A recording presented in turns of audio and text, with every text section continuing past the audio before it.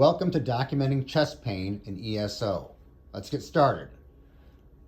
First of all, I'll be using the DACHART format of documentation. I'm not going to cover everything in detail, but in brief, dispatch information should be the priority that you were dispatched to the call, the complaint that dispatch gave you when you were dispatched, and some sort of description of the location, such as a home, apartment, commercial business, etc.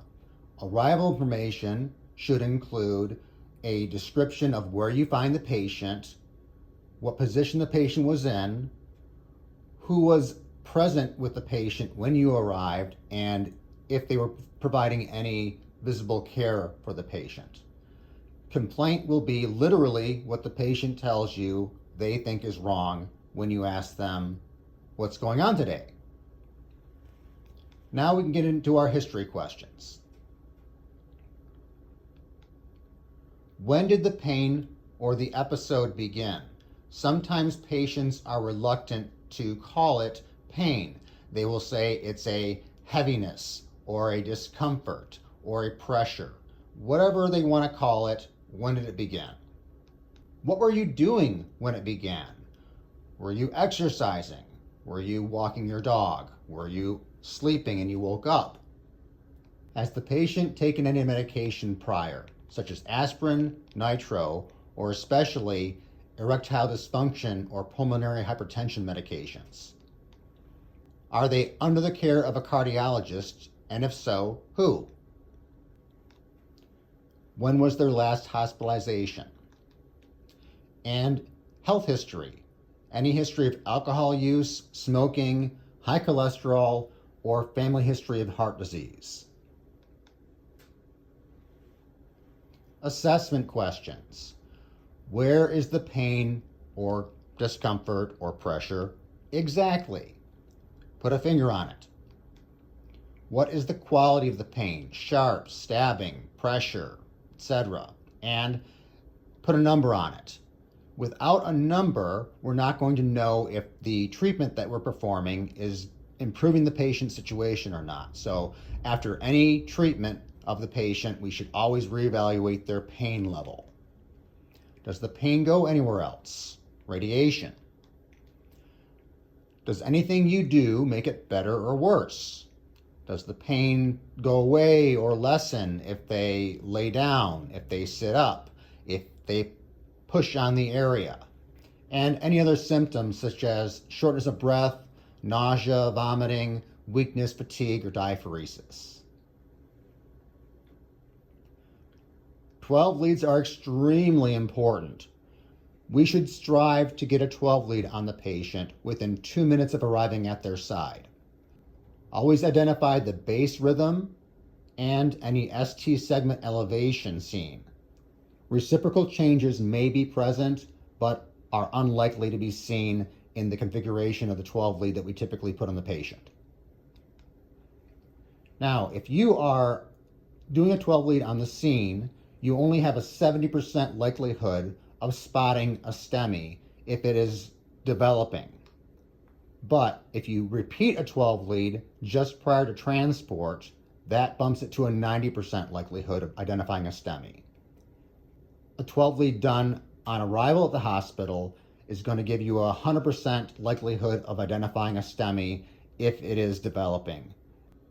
Treatment. Follow the chest pain protocol. We're only going to treat the patient with oxygen if hypoxia is present. If the patient has taken aspirin already today, we don't need to give our aspirin, unless they only took a baby aspirin, in which case we can top it off to 325. You may drop nitro on the patient without an IV established if they're having chest pain and their blood pressure is above 120 systolic. However, the reason we get a 12 lead early is because we want to identify whether or not the patient's having an inferior wall STEMI. If this is the case, we want to hold off on the nitro. That is not in protocol, but trust me, call the hospital, run it past a doc first. They will tell you to hold off on the nitro. We're going to establish an IV on the patient and make sure we hang a bag of fluid. It can be lactated ringers or normal saline in case we need to give a fluid bolus. If the blood pressure is below 100 systolic, we're going to go ahead and give the patient a 250 ml fluid bolus to get that blood pressure up to the point where we can drop a nitro on the patient. However, in the meantime, we can treat the patient with fentanyl, regardless of the patient's blood pressure. So go ahead and draw up and give a weight-appropriate dose of fentanyl if nitro is contraindicated because of the blood pressure. However, as soon as the blood pressure is at a level where giving nitro is deemed safe, we want to continue to give nitro to that patient. We do not want to hold off on it. Nitro is going to benefit the patient a lot more than fentanyl will. We can repeat that up to 3 times every 3 to 5 minutes. Fentanyl may be given if the pain is refractory to nitroglycerin, meaning if the patient's not getting any improvement in their pain level from the nitro, you may switch to fentanyl. You may give up to 200 micrograms of fentanyl. Anytime a treatment is performed, you must reassess the patient. This is done in the vital signs section.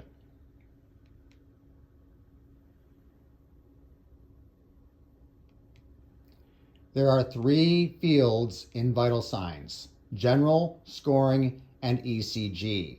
Vital signs should correspond to treatment in the FlowChart. Anytime you give the patient a treatment, such as oxygen, aspirin, nitro, or fentanyl, there should be, within a few minutes of that treatment, another set of vital signs to reassess and determine whether or not that treatment is having a benefit for the patient. Utilizing medical control. When should we call the hospital? Well, there are actually very specific circumstances in the chest pain protocol that direct us to contact medical control in these situations, such as if the patient is on a pulmonary hypertension medication, we call medical control. If the patient admits to taking an erectile dysfunction medication within the last 48 hours, we call medical control. If the patient develops pulmonary edema after we give them a fluid bolus, we should contact medical control.